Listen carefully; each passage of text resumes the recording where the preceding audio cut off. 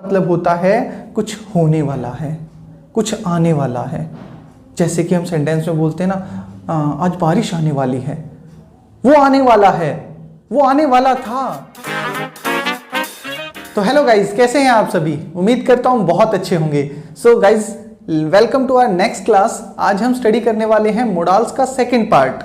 हमने पहला पार्ट जो स्टडी किया था, फर्स्ट पार्ट में हमने क्या स्टडी किया था? मोडाल्स के एडवाइस पार्ट को स्टडी कर लिया था। We have studied about sure, doubt, more doubt. We have studied about permission and request.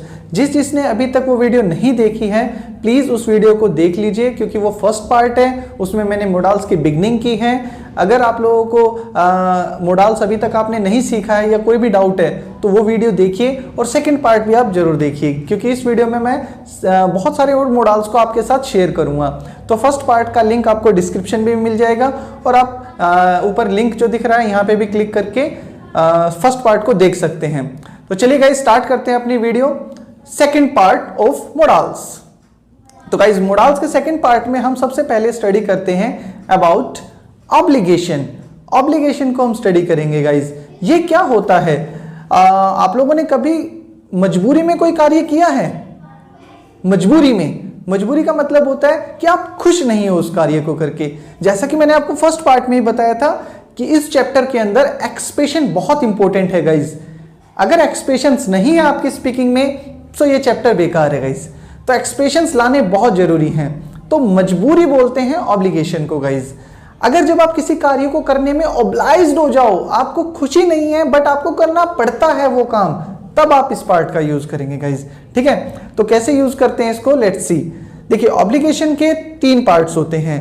जैसा कि हम सभी जानते हैं, हमारा पास्ट जो होता है वहां पे भी हमारी कोई मजबूरियां होती थी, हमारा प्रेजेंट जो है इसमें भी कोई मजबूरियां हो सकती हैं हमारी, और हमारा फ्यूचर जो होगा उसमें भी कई मजबूरियां हो सकती हैं। तो पास्ट, प्रेजेंट एंड फ्यूचर, 3 तरीके से हमने ऑब्लिगेशन को देख लिया है।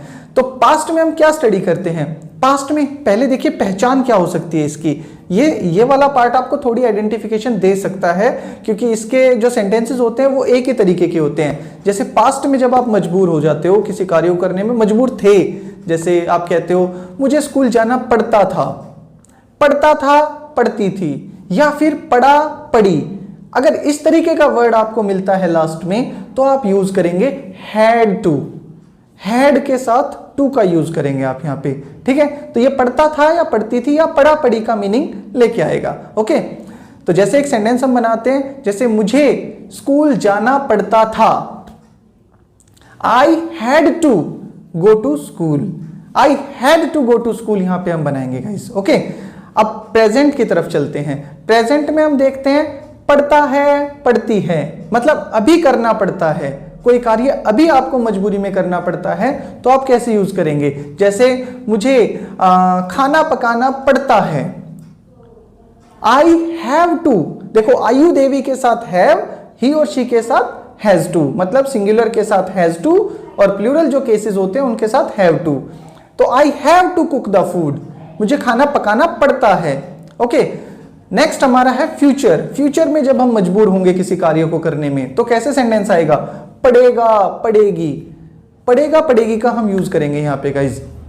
तो हिंदी कैसे बनेगी? जैसे पहले इंग्लिश देखिए इसकी, पड़ेगा पड़ेगी की इंग्लिश क्या होगी? Will have to. Will future को रिप्रेजेंट करेगा और हैव टू मजबूरी को, तो विल हैव टू हम यहाँ पे यूज करेंगे गाइज। जैसे आप सेंटेंस बोलोगे, मुझे उसके साथ जाना पड़ेगा, मैं खुश नहीं हूं उसके साथ जाके, फिर भी जाना पड़ेगा मुझे उसके साथ, तो मुझे उसके साथ जाना पड़ेगा। पड़ेगा पड़ेगी में हम विल हैव टू का यूज कर लेंगे। तो सेंटेंस कैसे बनेगा? I will have to go with him. I will have to का यूज हम यहां पे करेंगे गाइस। तो विल हैव टू शो करेगा फ्यूचर की ऑब्लिगेशन को, हैव टू शो करेगा प्रेजेंट की ऑब्लिगेशन को, और हैड टू शो करेगा पास्ट की ऑब्लिगेशन को। ओके, सो ऑब्लिगेशन का फर्स्ट पार्ट हम यहां पे स्टडी करते हैं। Hope you have understood. Next part देखते हैं ऑब्लिगेशन का। देखिए, आप सभी जानते हैं एक बात को कि जब ऑब्लाइज्ड होते हो आप किसी कार्य को करने में, तो आप खुश तो होते नहीं हो। तो कई बार क्या होता है, जो मजबूरी होती है ना, या तो वो थोड़ी होती है या फिर बहुत ज्यादा हो जाती है। जैसे स्कूल जाना हो सकता है थोड़ी मजबूरी हो बच्चों की, लेकिन अगर आप बोलें कि उसे फिर ट्यूशन भी जाना पड़ता है, ट्यूशन भी, अब स्कूल भी और ट्यूशन भी, तो भाई ये तो ज्यादा मजबूरी हो गई ना, बच्चा परेशान हो जाएगा, कंफ्यूज हो जाएगा कि क्या करूं क्या ना करूं। तो गाइज मजबूरी के लिए तो हमने ये यूज किया, और ज्यादा मजबूरी आ जाए किसी कार्य को करने की तो क्या यूज करेंगे, तो मोर ऑब्लिगेशन में हम क्या यूज करते हैं, let's study about it. More obligation, इसके भी तीन ही पार्ट बनेंगे guys, past, present and future. Past में हम स्टडी करते हैं, देखो इसमें एक वर्ड आपको हिंट देगा जो कि ज्यादा मजबूरी को शो करेगा, जैसे ही, अब पढ़ता था पढ़ती थी तो पास्ट का वो ऊपर है ही, इसमें ही पढ़ता था, ही पढ़ती थी, ही पढ़ा या ही पढ़ी, इस तरीके के वर्ड आएंगे गाइज। जैसे पास्ट में आप बोलते हो मुझे घर की सफाई करनी ही पड़ती थी, और कोई ऑप्शन था ही नहीं, there was no any other option, I had to clean, I had to. अब देखो हैड टू अगर आप बोलेंगे तो वो ऊपर वाले में चला जाएगा, सॉरी यहां पे करनी ही पड़ती थी आपको बोलना है, तो ही पड़ती थी के लिए क्या बोलेंगे आप, हैड गॉट टू। यहां पे एक एक्स्ट्रा वर्ड यूज हो गया guys, got to. Got to का मीन्स हो जाएगा ज्यादा मजबूरी, तो I had got to clean the home, I had got to clean the home हम यूज करेंगे यहां पे, मुझे घर की सफाई करनी ही पड़ती थी, तो ही पड़ती थी के लिए हमने यूज किया हैड गॉट टू, और सेंटेंस क्या बना, I had got to clean the home. Okay, तो हैड टू हमारा पढ़ता था पढ़ती थी, और हैड गॉट टू ही पढ़ता था। ओके, उसी प्रकार प्रेजेंट में चलते हैं गाइज, तो प्रेजेंट में क्या बनेगा, ही पढ़ता है ही पढ़ती है। जैसे मुझे अंग्रेजी बोलनी ही पड़ती है, क्योंकि वहां पे कोई हिंदी समझ ही नहीं पाता, तो मुझे अंग्रेजी बोलनी ही पड़ती है, ये ज्यादा मजबूरी हो गई गाइज। ठीक है, तो कैसे बनेगा, हैव गॉट टू या फिर हैज गॉट टू हम यहां पे यूज करेंगे। कैसे सेंटेंस बनेगा, I have got to speak English, I have got to speak English हम यहां पे यूज करेंगे गाइज। नेक्स्ट हमारा आता है फ्यूचर में ज्यादा ऑब्लिगेशन। फ्यूचर में ज्यादा ऑब्लिगेशन आती है तो क्या बोलेंगे, ही पढ़ेगा या ही पढ़ेगी, इसमें हम यूज करते हैं विल हैव गॉट टू। जैसे मुझे एक नया घर खरीदना ही पड़ेगा, एक नया घर खरीदना ही पड़ेगा, तो I will have got to purchase a new home, I will have got to purchase a new home. तो गाइज गॉट के साथ भी आप मजबूरी अपनी शो कर सकते हैं। Hope you have understood obligation part. चलिए अब नेक्स्ट पार्ट की तरफ चलते हैं। देखिए guys, before starting next part I would like to tell you something कि मोडाल्स के चैप्टर को आप लोग है ना, ग्रामर का कोई ऑर्डिनरी चैप्टर मत समझिए। It's not an ordinary chapter. If you guys are learning this chapter, so learn with complete enthusiasm. You should have your proper enthusiasm while learning this chapter. Reason behind it, क्योंकि इस chapter के through आप बहुत सारे sentences English के बना सकते हैं, और ना केवल आप बना सकते हैं, जैसे मैंने पिछली वीडियो में बोला, आप अपनी स्पीकिंग के थ्रू दूसरों को इंप्रेस भी कर सकते हैं। सो इस चैप्टर को बहुत अच्छे से स्टडी कीजिए गाइज। चलिए नेक्स्ट पार्ट की तरफ अपने चलते हैं। अब हम स्टडी करते हैं अबाउट एक्सपेक्टेशन। एक्सपेक्टेशन क्या होता है, एक्सपेक्टेशन का मतलब होता है कुछ होने वाला है, कुछ आने वाला है।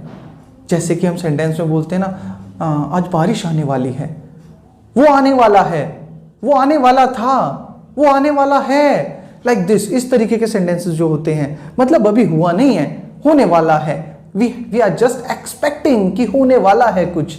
तो कैसे बनाएंगे उन सेंटेंसेस को, let's see here guys. So expectation के पार्ट को हम स्टडी करते हैं। एक्सपेक्टेशन को हिंदी में क्या बोलते हैं, आशा या उम्मीद कुछ होने की।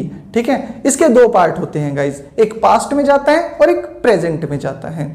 पास्ट में हम जब सेंटेंसेस बनाते हैं तो हमें जो पहचान मिलती है इसकी, वो होती है वाला था, वाली थी, या फिर वाले थे, वाला था, वाली थी और वाले थे। सेंटेंस इसमें आप देखिए, जैसा आपने हैज और हैव के साथ ऊपर टू लगाया था ना पिछले वाले में, सेम इसमें भी ऐसा ही करना है। इसमें वाला था, वाली थी के लिए वॉज टू और वर टू का यूज कर लीजिए, was to and were to. To लगाना है बस गाइज आपको वॉज और वर के साथ। ओके, जैसे सेंटेंस आता है मैं तुम्हें कुछ पैसे देने वाला था, दिए नहीं थे, मैं तुम्हें कुछ पैसे देने वाला था, तो I was to give you some money, I was to give you some money. इस तरीके से हम बना लेते हैं guys, I was to give you some money. अगर प्लूरल केस होता तो वर टू लगता गाइज यहाँ पे, ठीक है। जैसे आप मुझे कुछ पैसे देने वाले थे तो you were to give me some money, तो आई के साथ वॉज और यू के साथ वर, ये हम यूज करते हैं गाइज वाला था वाली थी के लिए। ओके, नेक्स्ट प्रेजेंट में हम इसे कैसे स्टडी करेंगे, वाला हूं या वाली हूं, या वाला है या वाली है, या वाले हो, इस तरीके के वर्ड आएंगे गाइज लास्ट में। तो इंग्लिश कैसे बनाएंगे, इज टू, एम टू और are to. Is to, am to और आर टू को हम स्टडी करते हैं इसमें। जैसे आज बारिश आने वाली है, आज बारिश आने वाली है आ गया देखिए गाइज इसमें। तो वाली है के लिए हम क्या यूज करेंगे, इट। देखो बारिश के लिए हम इट को सब्जेक्ट रखते हैं, इसको बात को हमेशा ध्यान रखना कि जब भी मौसम से संबंधित कोई भी सेंटेंस आप बनाते हो तो उसमें इट हमारा सब्जेक्ट होना चाहिए, ठीक है। टाइम से रिलेटेड कोई सेंटेंस बनाओ, टाइम बताते हो, या मौसम से संबंधित कोई सेंटेंस बनाओ, या फिर निर्जीव कोई नॉन लिविंग थिंग से रिलेटेड सेंटेंस बनाओ, तो उसका जो सब्जेक्ट होता है वो इट होता है। तो इसमें जैसे मौसम से संबंधित सेंटेंस बन रहा है तो इट से हम सेंटेंस बनाते हैं, it is to rain, rain इसमें लास्ट में आ जाएगा, ठीक है। इट इज टू रेन, ठीक है। तो बारिश आने वाली है, ये सेंटेंस बन जाएगा। मैं आने वाला हूं, आई एम टू कम, आप आने वाले हो, यू आर टू कम, ठीक है। तो इस तरीके से हम यूज करते हैं। मेरी नई वीडियो आने वाली है, तो my new video is to release. Okay, तो इस तरीके से हम सेंटेंस बोलते हैं, is to, am to, are to हम यूज कर लेते हैं। Hope you have understood. चलिए, एक्सपेक्टेशन का भी एक और पार्ट होता है गाइस, उसकी तरफ भी नजर लगाते हैं एक बार। तो एक्सपेक्टेशन का जो सेकंड पार्ट होता है, इसमें ज्यादा एक्सपेक्टेशन हो रही है, मोर एक्सपेक्टेशन वी स्टडी हियर, ठीक है। इसमें भी पास्ट और प्रेजेंट दो ही पार्ट बनते हैं गाइस। पास्ट में हम इसमें भी यूज करते हैं वाला था वाली थी, लेकिन जैसा कि हमने ऑब्लिगेशन में स्टडी किया वैसे इसमें वाला था वाली थी के साथ ही का यूज कर दीजिए। ही वाला था, ही वाली थी, ही वाले थे। ओके, तो इसकी जो इंग्लिश बनेगी वो क्या बनेगी, was about to, were about to. Was about to और वर अबाउट टू हम इसमें स्टडी करते हैं, ठीक है। जैसे वह कुछ कहने ही वाला था, वह कुछ कहने ही वाला था। अब ही आ गया इसमें, ये जो ही है ना ये अबाउट को शो करेगा guys. He was about to say something, he was about to say something. Okay, he was about to say something we use here. आप मुझे पढ़ाने ही वाले थे, पढ़ाने ही वाले थे हम यूज करते हैं, ही वाले थे। तो कैसे बनेगा, you were about to teach me, you were about to teach me. Okay, next present की तरफ अगर हम चलें तो इसमें भी अबाउट का यूज कर दीजिए।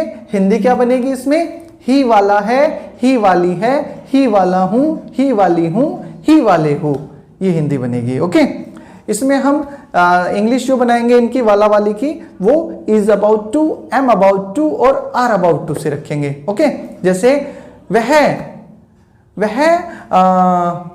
एक नया घर खरीदने ही वाला है, ही वाला है, देखो ही आ गया यहां पे। तो he is about to purchase a new home.